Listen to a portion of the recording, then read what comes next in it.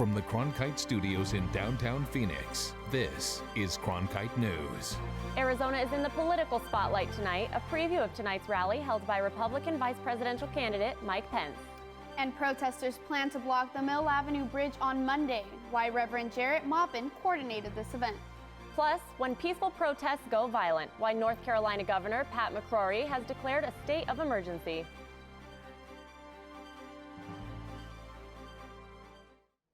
Good evening and welcome to Cronkite News on Arizona PBS. I'm Danielle Kernkamp. And I'm Veronica Acosta. Thank you for joining us. Arizona is once again in the political spotlight tonight. Republican vice presidential candidate Mike Pence is set to speak in a matter of hours from Mesa. Jesse Canales joins us live now from the rally location with a preview. I'm outside the Living World Bible Church in Mesa, where despite some expected drizzle, Republican vice presidential candidate Mike Pence will be speaking in that building. He'll be rallying for himself and his running mate, presidential candidate Donald Trump.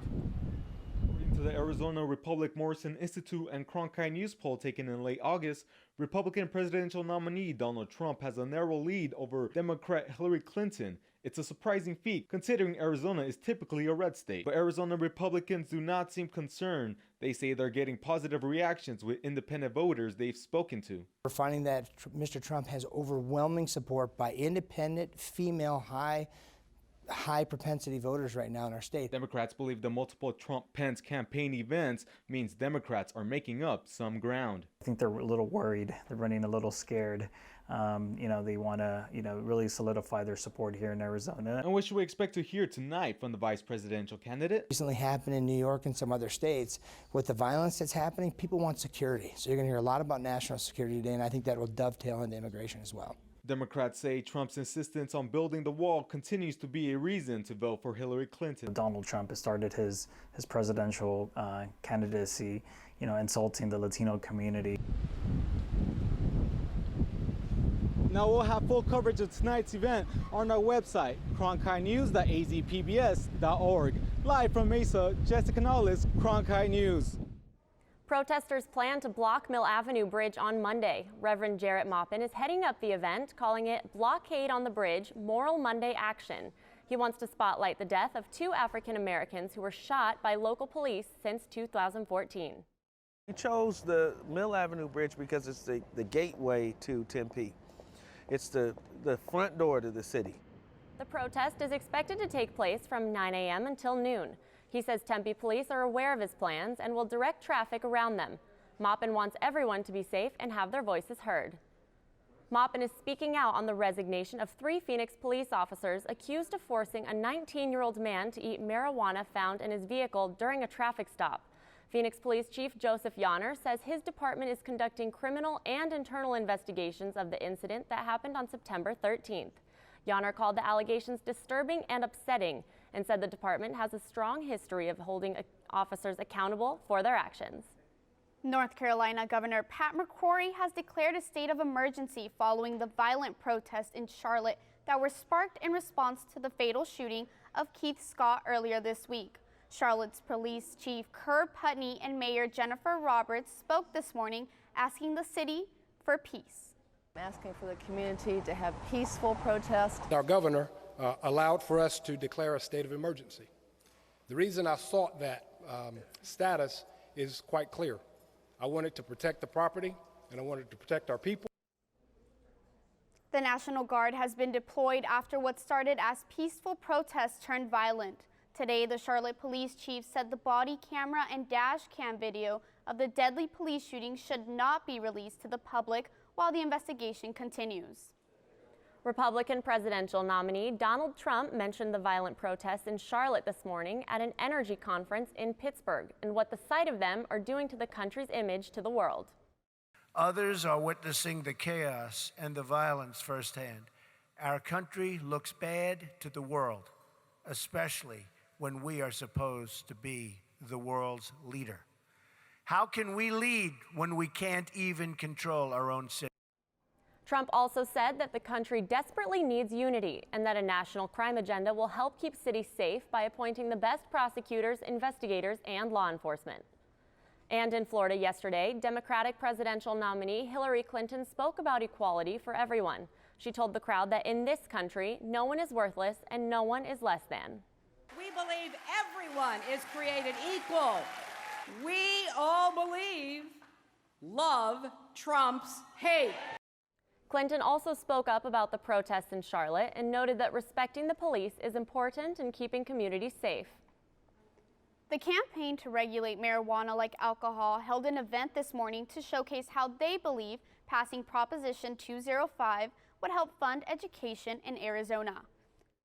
The campaign to regulate marijuana like alcohol held a news conference to highlight the $55 million marijuana tax revenue they say would be given to education in Arizona if Prop 205 were to pass. Even with the overall budget, we are still needing money for our education system. Our teachers are underpaid. There's no resources in the classroom. Our buildings are falling apart. But when you compare that $55 million to the $191 million payout schools are getting from Prop 123 this year, how big of a difference will it make? 40% goes to K through 12, that will go to teacher salaries and building construction.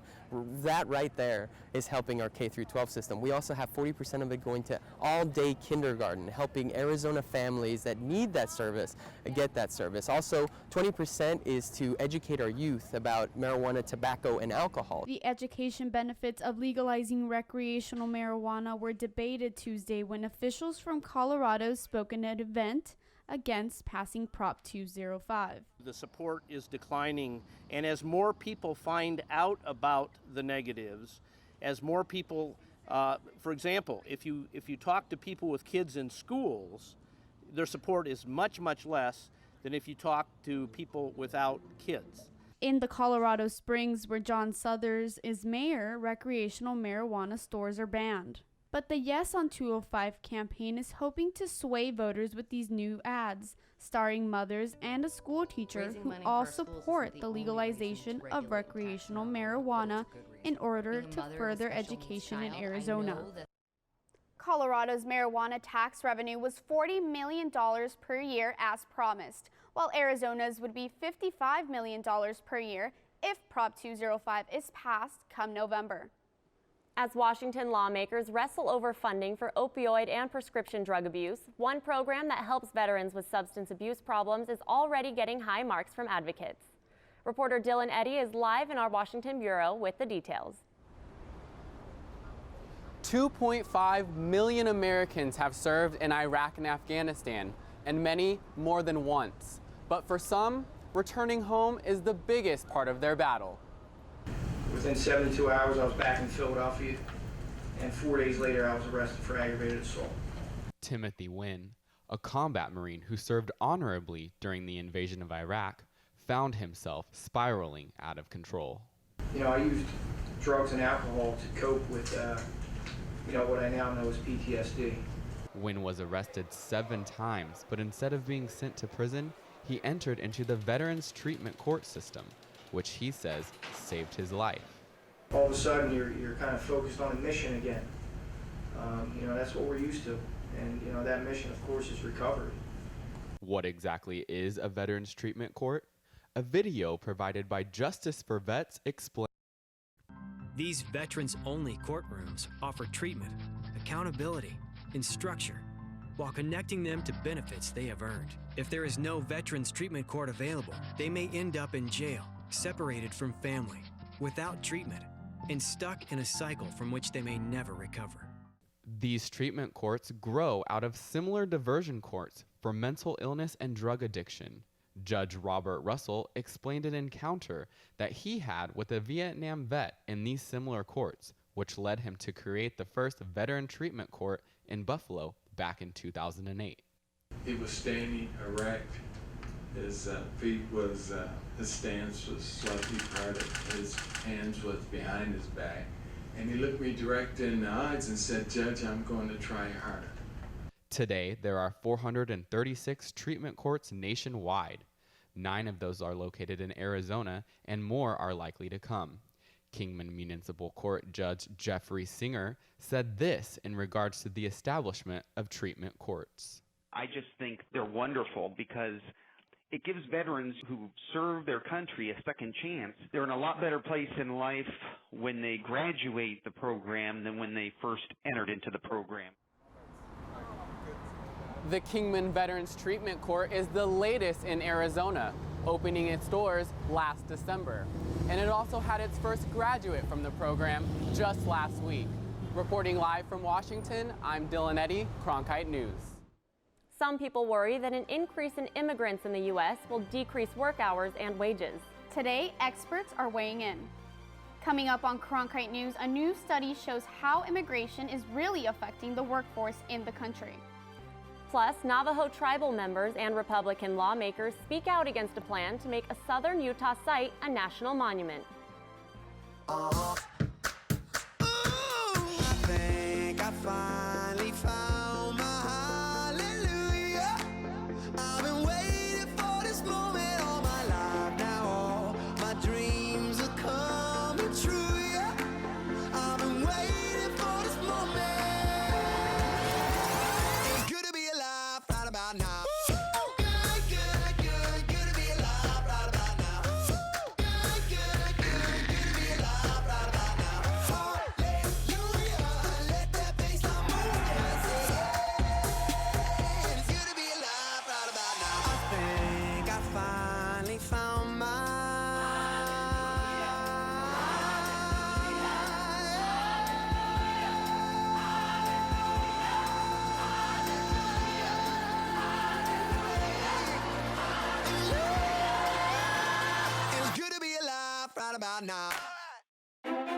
Tickets are now available for the annual Walter Cronkite Award for Excellence in Journalism Luncheon, held Monday, November 21st at the Sheraton Grand Phoenix. Join media industry and community leaders in honoring this year's recipient, award-winning journalist and CBS Evening News anchor Scott Pelley.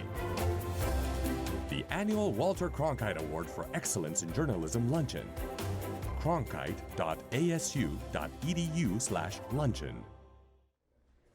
Yahoo confirmed today that personal information from 500 million accounts was stolen in a security breach. The stolen data includes usernames, emails, phone numbers, birthdays, passwords, and security questions used for verifying user identity. Yahoo is recommending that users change their passwords if they haven't done so since 2014. A new report is taking a deep dive into the impact of immigration on jobs and wages. The report is from the National Academies of Sciences, Engineering, and Medicine. It includes research by economists, demographers, and other scholars. Among the findings, little evidence that immigration significantly affects the overall employment levels of U.S.-born workers. The impact of immigration on the wages of American workers is small, very small, and teenagers who did not finish high school saw their hours of work reduced by immigrants, but not their ability to find jobs. Cronkite News reporter Jamie Flores talked to immigrant workers in Phoenix to get their reaction. At this construction site, like many others in Phoenix, a lot of the workers are immigrants. Victor Griego is from Sonora, Mexico. We're not coming here to take anyone's jobs because here, if you want to work, just fill out an application. The new report by the National Academies of Sciences, Engineering, and Medicine found there is little evidence that immigration affects overall employment for workers born in this country. I think that's a lie because right now we're looking for people to hire and we can't find enough workers. Construction is just one type of job done by many immigrants. And even on bad weather days, the work has to be done. A light rain did not stop the work on this apartment building. We all struggle, and that's what we're all here for. That's why we work, because of our families, because of our kids, because we want them to go further than we did. The report found educating the children of first-generation immigrants cost local governments money. But when those kids grow up, they contribute to the economy. Jamie Flores, Cronkite News. The report also found high-skilled immigrants, especially in technology and science, who have come in recent years, help spur innovation and create jobs. Our Public Insight Network Bureau wants to hear your thoughts on jobs and the current minimum wage. You can go online to cronkitenews.azpbs.org to fill out our online query and share your story. Senator Jeff Flake and U.S. Trade Representative Michael Froman spoke in Washington this morning on the importance of continuing free trade and how the Trans-Pacific Partnership is key to that future. The breakfast meeting was quickly interrupted by a protest. We represent, in this country, 3% of the world's population, 20% of the world's economic output. We cannot grow economically if we shut ourselves off. I mean, that's the bottom line. We the people reject the TPP. The TPP hurts American workers.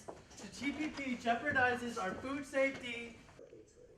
As the meeting closed, Froman and Flake told the crowd a large reason why people protest is because they are misinformed, but protesters might have a new support in the White House after the November elections. Diamondbacks first baseman Paul Goldschmidt and his wife are helping patients at the Phoenix Children's Hospital. It's fun. It was really super fun. Coming up on Cronkite News, the story of one young survivor who got the experience of a lifetime. And we've got rain moving into the valley with 80 degrees, but check out that humidity, 55%, and it feels like 89 degrees. It's really muggy out there. Does that trend continue? I have your full forecast next. 1, 2, 3, 4, 5. I'm always searching to feel like I fit into something. We are the people that we are because of our past. They said we never make it this far, but I'm just one of many who stopped being silent. they said the fight would break us, the struggle helped to make who we are. It's just proof of how far we have come. Make sure in all the hustle and bustle, we don't lose sight of why we're here. It all boils down to communicating the lives we live. If you look closely, they've got a story to tell. It connects with you in a very deep way. We wish you love, peace, and soul. Come with us on this great adventure. Navajo tribal members joined Republican lawmakers Wednesday to speak out against a plan to make a southern Utah site a national monument. Cronkite News reporter Claire Caulfield has the story from Washington, D.C. Bears Ears, just north of the Grand Canyon, is serene and peaceful, and the subject of a passionate and heated debate over who should control the land. Designating the Bears Ears as a national monument will restrict access to the land and area, require payment of entrance fee, and the local natives and Anglo people cannot hunt on the lands, gather wood for heating homes, pick pine nuts, graze their cattle, acquire medicinal herbs, and perform ceremonies that they're used to doing. Republican lawmakers and some Navajo tribal members back the Public Lands Initiative, a bill supporters say mandates local control. What we have in the Public Lands Initiative was designed by these people, was designed to meet their wants, their needs, their desires. Critics of the bill say federal control will protect the land from energy development and off-road vehicle use. The Navajo Nation government officially approved the national monument designation after debate and discussion in 2015. And the good thing about this is folks from all sides of the issue recognized that this is a sacred place of Navajo people and it should be protected and preserved as such. Republican lawmakers say they plan on getting the Public Lands Initiative passed during the lame duck session after the election, which is also when many expect President Obama to act on the designation. Susie Philemon hopes his decision is to not make Bears Ears a national monument. How can we as Native people trust the United States government when they assign certain land for tribal uses and then take it back and claim them as a national monument? In Washington, D.C., Claire Caulfield, Cronkite News. Well, September 22nd marks the first day of fall, but when is our weather going to start showing it? Well, we did have some rain this morning, but Tyler Klaus will tell us if we can expect any more this weekend. Tyler? Veronica, we're still dealing some with the rain, mainly to our east now. It's worked its way through the valley, and it's now in the East Valley. And that rain has really dropped down our temperatures as we take a look at those temperatures across the valley. We only at 73 degrees here in Phoenix, 77 in Surprise, 80 degrees up in Cave Creek. But when you factor in that humidity, temperatures actually go up. It feels like 74 in Scottsdale, 79 in Surprise, and 92 down in Maricopa. As we work through our next 24 hours or so, that cold front moves its way down to the southeast, bringing any rain down to the southwest by 6 a.m. tomorrow. And as we work through our day on Friday, that cold front then kind of dissipates, leaving us with drier air. It's going to feel a lot more comfortable out there with less humidity. As we work our way through tomorrow, waking up with a little chilly, 68 degrees. You may need your jacket tomorrow morning. 12 p.m. we warm to a nice 81 degrees with an 87 degrees as a high and sunny skies. At 7 p.m. we drop down to 80 degrees. It's going to be a beautiful night for any Friday evening plans. As we take a look at your weekend forecast, it's going to be much of the same. Only a high of 90 degrees on Sunday with sunny skies. On Sunday, a little bit warmer with 95 degrees with sunny skies and a low of 71. As we take a look at the rest of your forecast, 93 degrees on Monday and Tuesday with lows in the mid-70s. We start to creep back up to that triple-digit mark on Wednesday and Thursday at 96 degrees, but no triple digits yet. Tyler Klaus, Cronkite Weather. Diamondbacks went gold on Saturday with the help of teammate Paul Goldschmidt. Reporter Gina Berg was at a Chase Field for the honoring of Childhood Cancer Awareness Month. September 6th, 2015 is the day Bruce Clark Fry and his family will never forget. It's the day they found out he had leukemia. His family travels weekly from Yuma to receive treatment at Phoenix Children's Hospital. On Saturday, during the Arizona Diamondbacks game, Bruce, along with 8 other pediatric cancer patients, got to experience something most kids will never get the chance to do. They took the field with the Arizona Diamondbacks prior to the first pitch. It was kind of nervous. I was kind of nervous.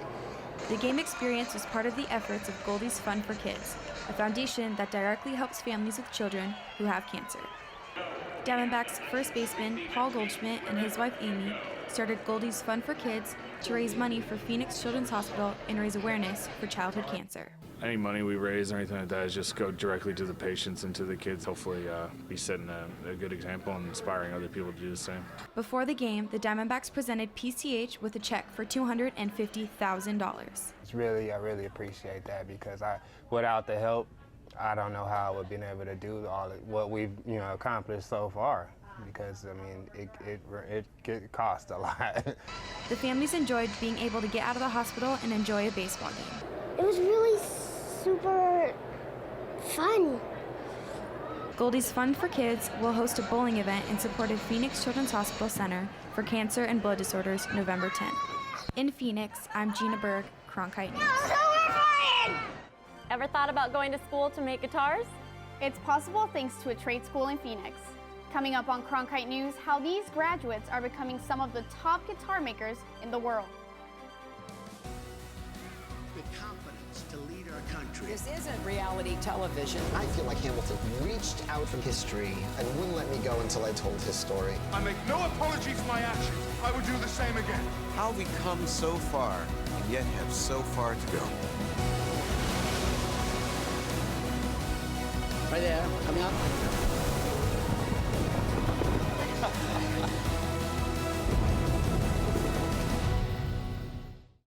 In 1920s Melbourne, careful with the hand luggage. My pistol's in there somewhere and it may still be loaded. Phryne Fisher is a detective. Things could get interesting around here. Thought they already were. Who isn't afraid to live a little. I hope you're not concealing a dangerous weapon under that skirt.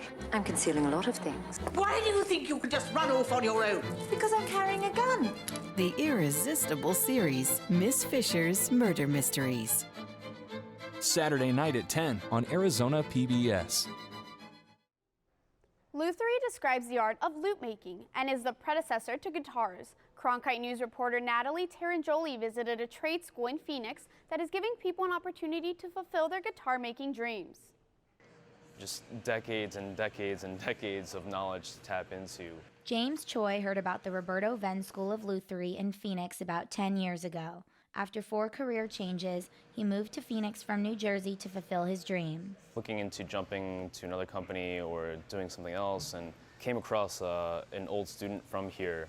Put in my application, they accepted me, and yeah, so I'm out here now. Assistant Director Barton Applewhite was a student at Roberto Venn 26 years ago. He said about 80 to 90% of the school's students come from out of state or even overseas. I think the saying is we've had students from every continent except for Antarctica. Roberto Venn has been an accredited trade school since 1975. About 40 students at a time are enrolled and are taught how to make guitars. Our graduates who pay their dues and put the time in are usually able to go out and kind of make a life for themselves where they don't want to leave work on Friday and can't wait to get back to work on Monday.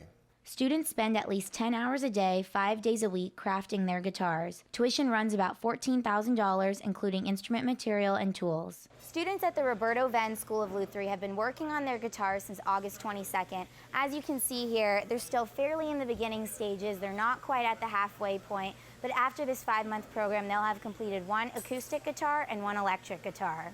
What it means for our graduates is that they can kind of live the dream, do something they want to do. A lot of them eventually want to, be entrepreneurs, have their own businesses. In Phoenix, Natalie Tarangioli, Cronkite News.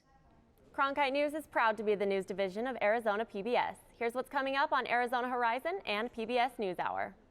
On the next Arizona Horizon, hear from both sides on Proposition 206, which would increase the state's minimum wage. And we'll talk to Valley Chef Mark Tarbell about his new job as host of Check Please Arizona. I'm Gwen Eiffel on the next NewsHour, making sense of how we are manipulated by marketing messages and the idea of persuasion. That's Thursday on the PBS NewsHour. That's it for Cronkite News tonight. Thanks for joining us. For top Arizona stories anytime, go to cronkitenews.azpbs.org.